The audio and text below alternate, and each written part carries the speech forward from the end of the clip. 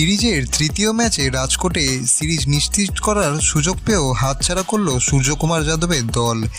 England ২৬ রানে জয়ী হয়ে সিরিজে ফেরে, কিন্তু ভারত এখনও ২-১ ব্যবধানে এগিয়ে রয়েছে। এদিন বল হাতে দুর্দান্ত ছিলেন বরুণ চক্রবর্তী। তিনি নেন ২৪ রান দিয়ে ৫ উইকেট এবং ইংল্যান্ডকে আটকে রাখেন ১৭১ রানে। কিন্তু বেন ডাকেটের ৫১ ও লিভিংস্টনের ৪৩ রানের ইনিংসে ইংল্যান্ড লড়াইয়ের জায়গা পেয়ে যায়। ভারতের ব্যাটিং শুরু থেকেই ধুঁকতে থাকে। সঞ্জু স্যামসন, সূর্যকুমার যাদব ব্যর্থ হন। শেষ দিকে হার্দিক ও অক্সার চেষ্টা করলেও ম্যাচ বাঁচাতে পারেনি। ইংল্যান্ডের হয়ে ওভারটন নেন ৩ উইকেট, আর্চার ও ক্রার্স নেন ২ উইকেট। ফলে ভারতের সিরিজ জেতার অপেক্ষা আবারও বেড়ে গেল।